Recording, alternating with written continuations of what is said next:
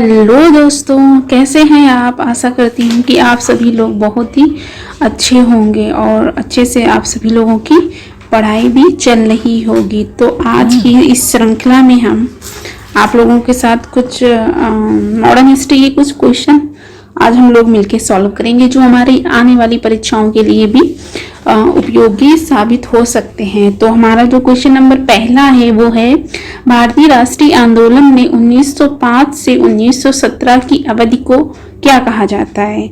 जो हमारे राष्ट्रीय आंदोलन हुए थे, जो कि इस जो दो चरणों में हुए थे, एक को हम उदारवादी चरण कहते हैं और एक को हम उग्रवादी चरण कहते हैं। तो ये हमारा जो 1905 से 1917 था, ये हमारा उग्रवादी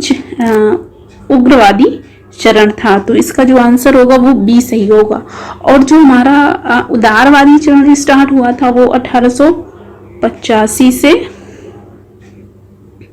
1905 तक चला था। ये हमारा उदारवादी चला था। उदारवादी चलने के बाद फिर हमारा उग्रवादी चला था, जिसमें उदारवादी में बहुत सारे नेता जो थे, दादा भाई नौरोजी जो मेन थे और गोपाल कृष्ण गोखले वगैरह थे, ये सारे हमारे उदारवादी नेता थे। और हमारे जो उग्रवादी नेता थे वो हमारे थे, जैसे बाल गंगाधर तिलक हो गए और लाला लाजपत राय हो गए, बिपिन चंद्र हो गए, ये हमारे सारे उग्रवादी नेता थे। ठीक है। और इसके साथ हम जो भी हमें एक्स्ट्रा इंफॉर्मेशन होगी वो हम इसी के साथ ऐड करते जाएंगे। हर क्वेश्चन को हम कोशिश करेंगे कि अच्छे से एक्सप्लेन कर दें। नेक्स्ट क्वेश्चन है, लॉर्ड कर्जन के शासन काल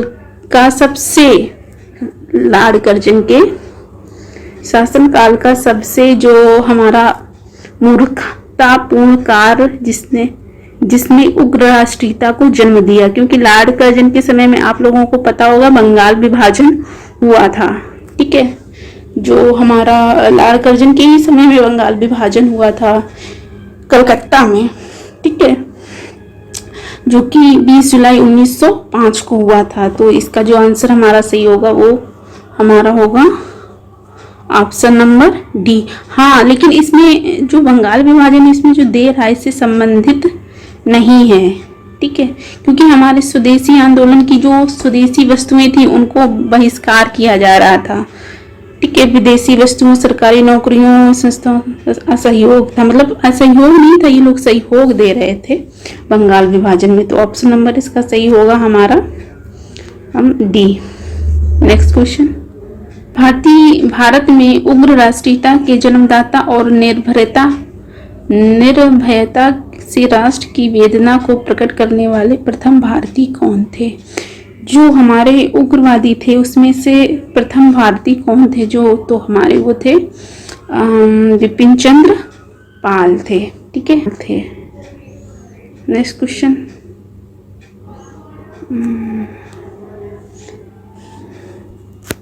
कांग्रेस की सबसे पहली महिला अध्यक्ष कौन थी। क्योंकि जो कांग्रेस की स्थापना हुई थी वो 1885 में स्थापना हुई थी कांग्रेस की। तो उस समय पे जो कांग्रेस की हमारी प्रथम सबसे पहले जो बनी थी महिला अध्यक्ष, वो कौन बनी थी। ठीक है।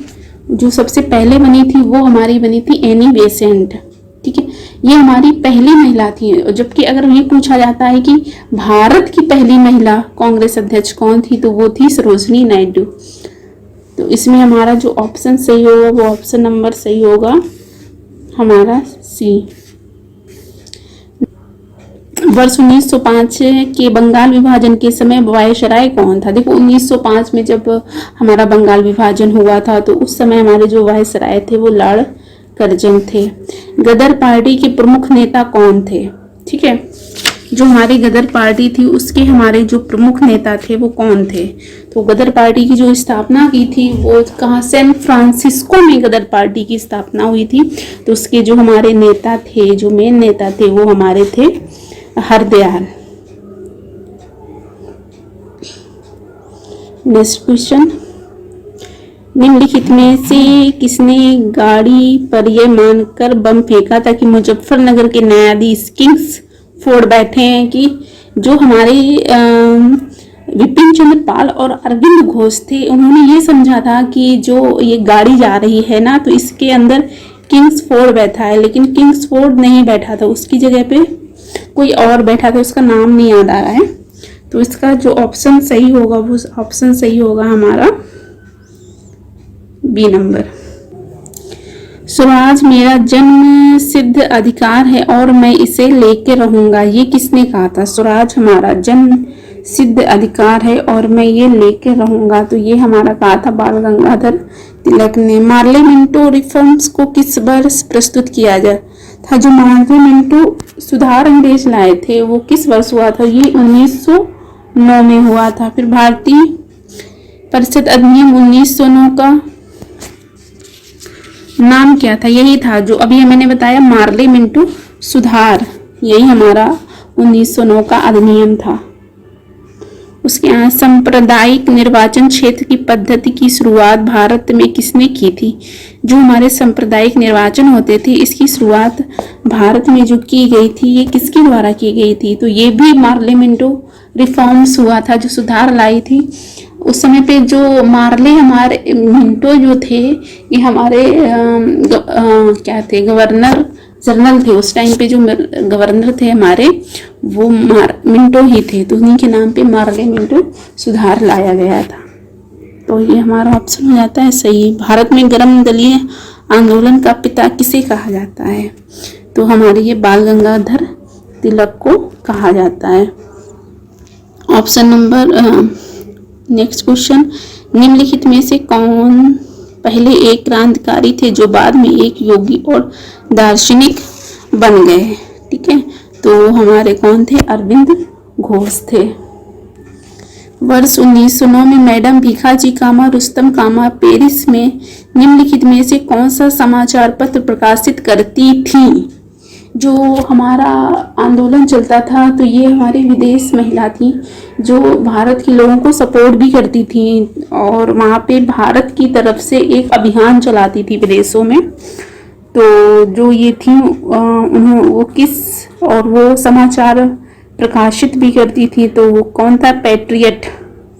पैट्रियट समाचार एक पत्र था जो भीखाजी कामा द्वारा चलाया गया था।